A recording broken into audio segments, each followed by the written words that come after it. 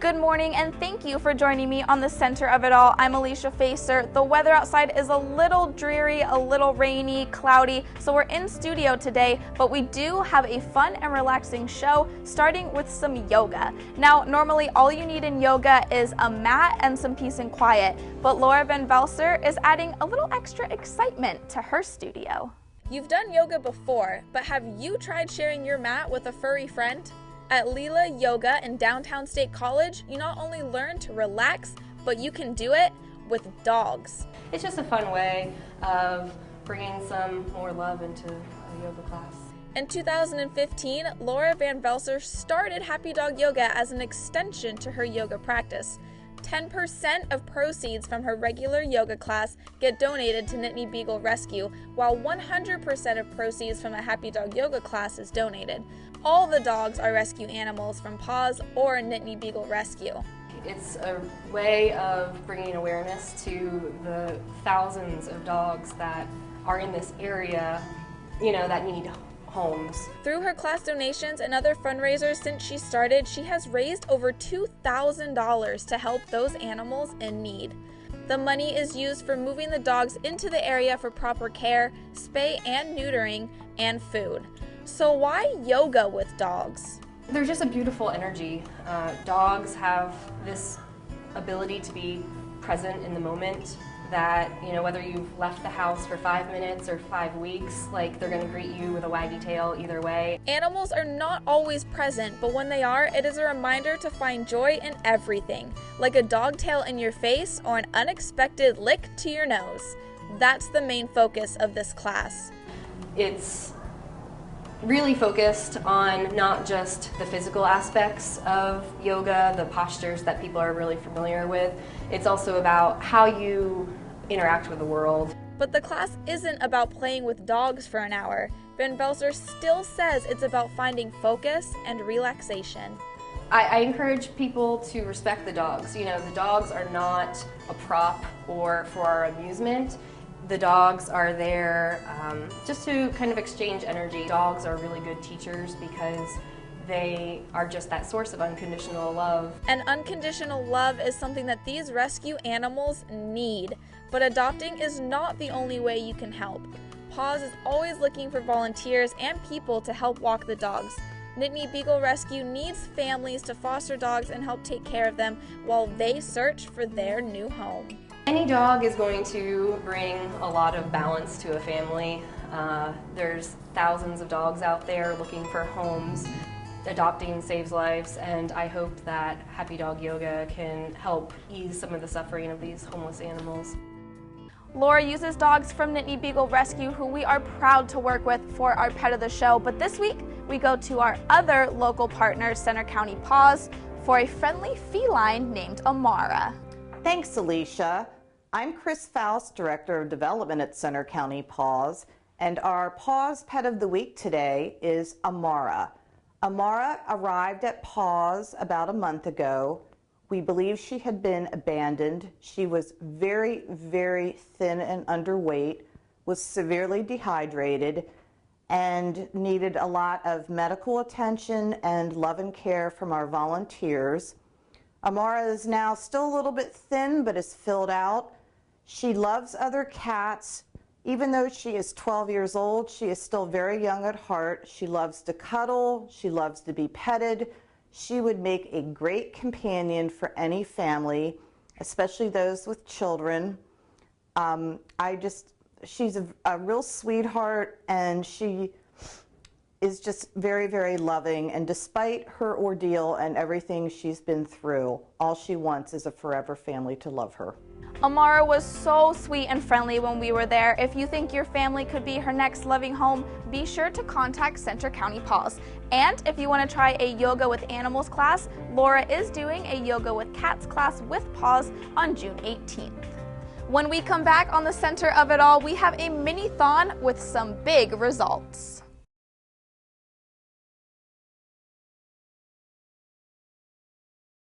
Welcome back to the center of it all. Penns Valley Elementary students will have some sore feet this weekend after dancing for 3 hours on Friday. But it's what they were dancing for that made it all worth it.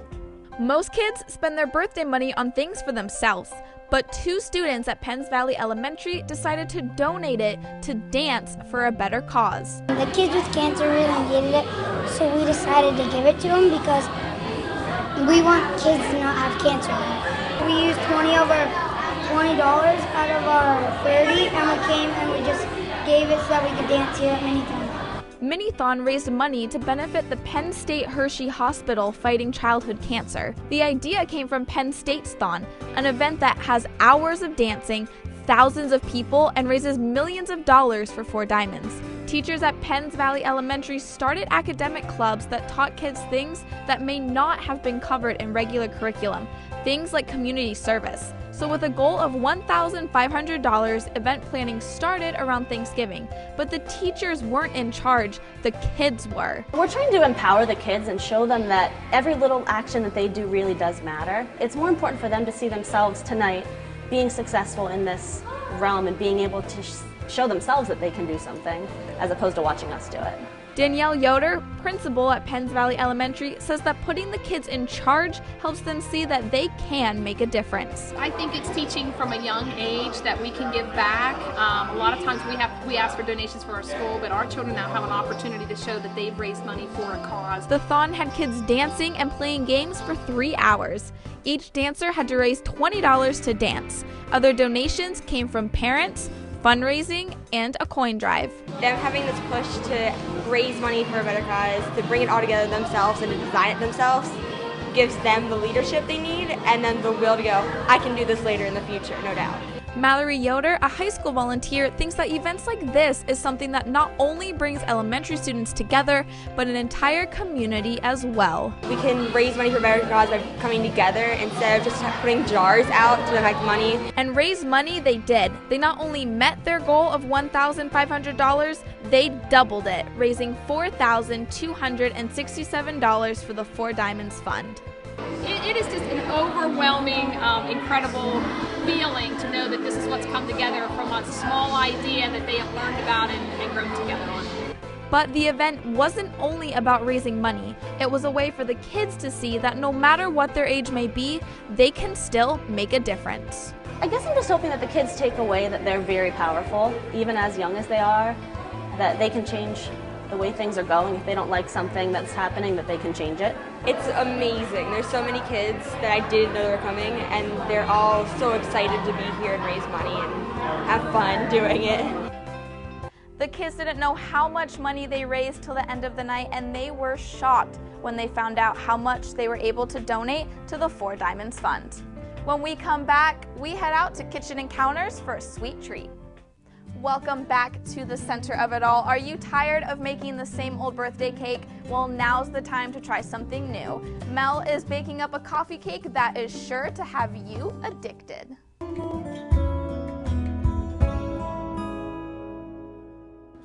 Come on over for some coffee and cake. Coffee cake. Can you think of one occasion where a coffee cake doesn't fit in perfectly? I sure can't. Today, I'm going to show you how to make a classic coffee cake, one with a buttery rich batter and a brown sugary streusel layer in between. Streusel is the German word meaning scattered or sprinkled, and almost every coffee cake gets a streusel topping scattered or sprinkled on top of it. In the case of today's mixture, I'm starting with 3/4 of a cup of dark brown sugar, and I've got 3/4 of a cup of pecans, 2 teaspoons of ground cinnamon, and a 1/2 teaspoon of cloves. And I'm going to stir the pecans together with my spices to get them evenly coated. Then I'm going to stir the coated pecans into the brown sugar. And I did it this way so that when I stir the coated nuts into the brown sugar, all of those spices get evenly incorporated into the sugary streusel topping.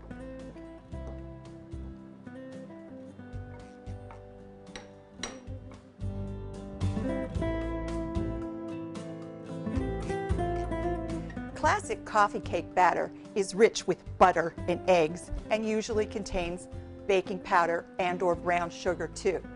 Past that, they almost all have a tangy mixture stirred into them like buttermilk, cream cheese, and in the case of today's recipe, sour cream.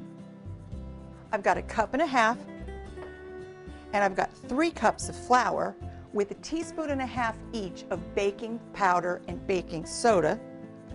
And I'm just going to give them a little bit of a stir. Doesn't have to be thorough, they just have to be stirred in a little. In my bowl, I've got 1.5 sticks of butter, 3 eggs. I'm going to add 2 teaspoons of pure vanilla extract and 1.5 cups of granulated sugar. And with my handheld electric mixer, you don't need a big stand mixer to make a coffee cake.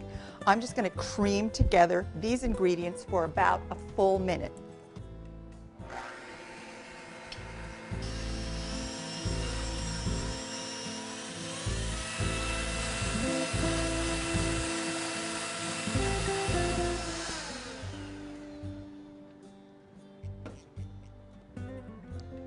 My butter, sugar, and eggs are creamed together, and now it's time to add my flour mixture and my sour cream.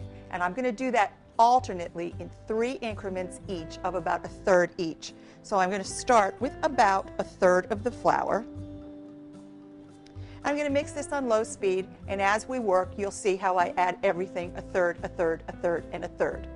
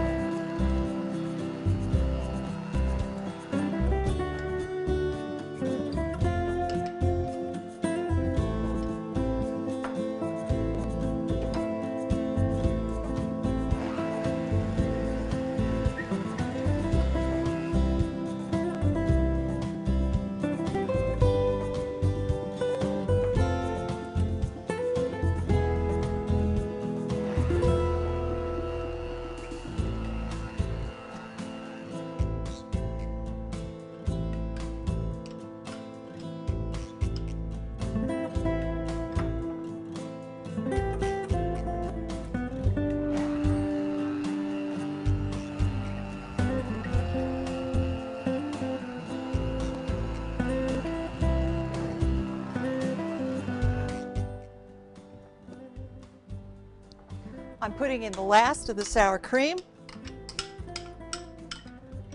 and I'm going to give this a real thorough last mix.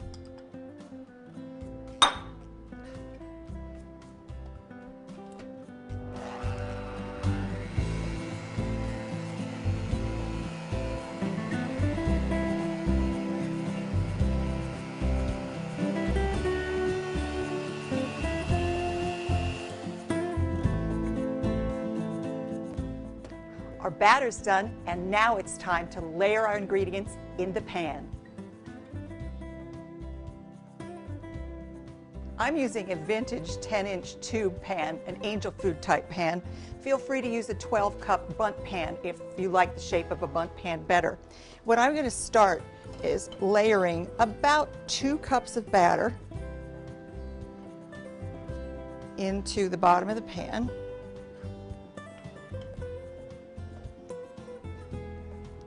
The first layer is probably the most important to get even, because you want to spread the batter out to cover the surface, the whole surface of the bottom of the baking pan.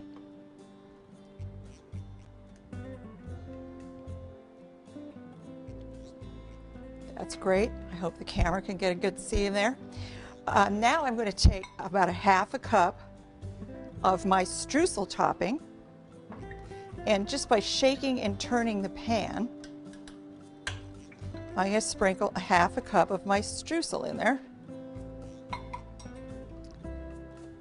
And again, we're going to go back for approximately 2 more cups. This isn't rocket science, this is cake baking, easy cake baking. And I'm going to put about 2 more cups of this buttery rich cake batter in it. I'm just going to try to spread this out into the sides, into the center.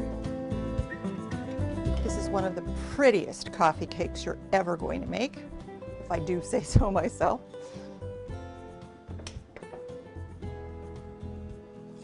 Looking real good. Now I'm going to sprinkle all of the rest of my streusel into the pan.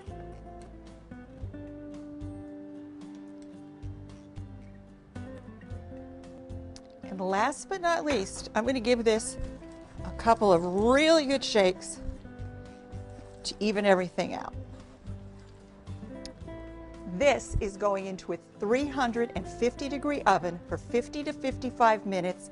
When it comes out, it's going to cool for 1 to 2 hours before I drizzle it with the nifty little vanilla glaze.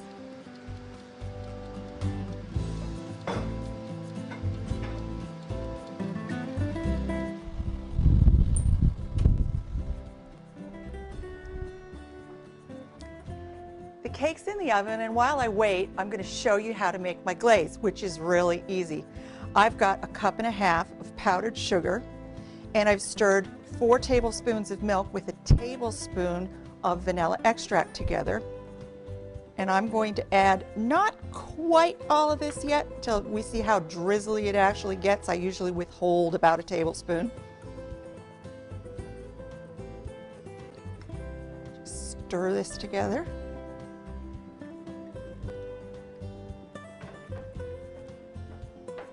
Well, it's not drizzly yet, so we're going to add all of this today. Now we're talking.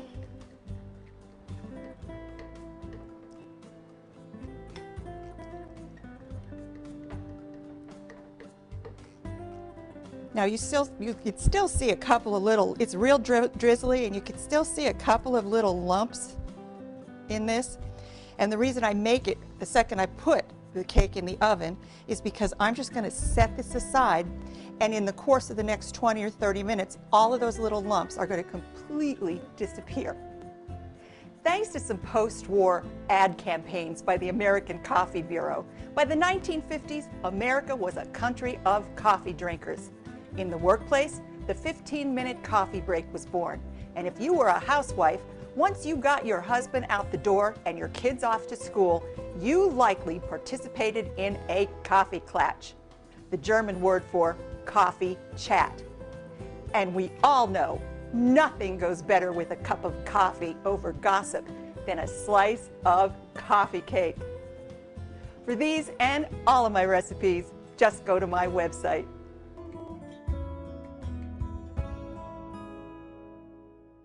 I love going to Mel's because she always lets us try everything she cooks, and even though this is only my second week, I have yet to be disappointed. When we come back on the center of it all, we talk everything golf. Thanks for grinding out this round of the center of it all with us today. That's exactly what this guy had to do when he had the opportunity to take a swing at the famed Oakmont. Andrew Callista joining us now, so tell us, how did it go? Well, I took a lot of cuts down there, and let me assure you, none of those swings will be happening anytime soon at the U.S. Open. But come June 16th, the world's best will be down at Oakmont for a record 9th time, and I can assure you, the world's toughest tournament at the world's toughest course will have its teeth primed and ready to go. The USGA wants the U.S. Open to be a tough, rigorous test. We want it to be the ultimate test in golf. The Open is an examination of shot making, it's an examination of strategy and course management, and it's a strategy of nerves. It's an examination of nerves. Well, Mr. Davis, Oakmont will have no problem delivering the goods. For legend has it, when the USGA comes calling, Oakmont trims the rough, slows the greens, and uses easier pin locations. This is the pinnacle of golf the country has to offer. What's also interesting and very telling about a great golf course is that while you may not see, great names always win, it's amazing great golf courses seem to bring the cream to the top. I can assure you Oakmont doesn't produce one-hit wonders. Hogan, Snead, Jones, Nicklaus, and Sarazen, just to name a few, and I expect a top name to be the 116th champion as well. As for course prep and playability, I talked to an expert on what he expects to see come June. You know, there's so much technical expertise into getting a golf course ready. There's so many things that the average person doesn't think about, and you know they're gonna be in prime shape. And in mid-June, you don't want it looking its best, like I said, in early May, and it's going to be a unbelievably scenic and an unbelievably difficult golf course when the U.S. Open arrives. If they get a few more weeks of dry weather, what the golf course is going to play like when we get to mid-June, they're going to grow the rough up. You know, they're going to feed it. It's going to be thick. It's going to be nasty. We're looking at a very high score by PGA Tour professional golf standards to win it. 5 over won it in 2007, and I wouldn't be surprised, you know, if something higher than that wins it this year. For when it comes to the Open at Oakmont, remember these words come June 19th. Let the clumsy, the spineless, the alibi artists stand aside. A fantastic course indeed. Mike Davis and Zimmers, the super down there, will have that course in mint, some will say unplayable condition, but it's always a treat for the entire area around Pittsburgh when the U.S. Open comes home. Yes, I mean home to Oakmont. True, but you did kind of mention to me a little bit there were some things you struggled with. Yes, I did shoot a 104. Pretty good for Oakmont for a first-time player down there. But I actually putted pretty well, only 1 4-putt. It was those fairway bunkers, especially the famed church pews. Well, you know, I heard that's where you struggled, so I passed the word along for our golf tip with Matt Bukovic.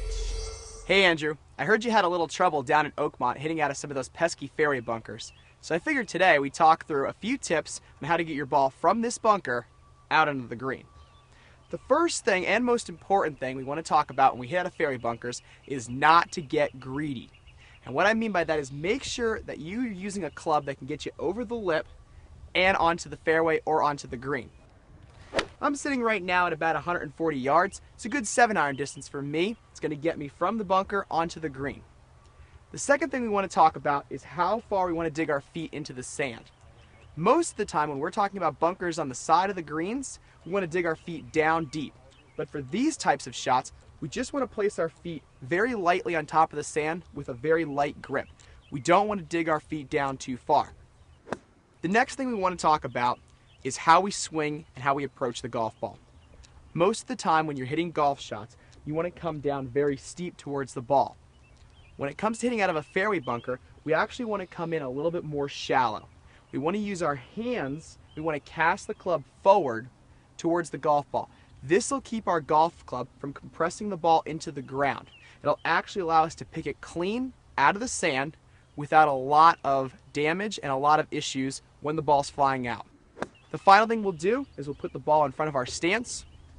We'll stand over and address it, choke down slightly on our grip, and we'll try to pick this clean with that casting motion.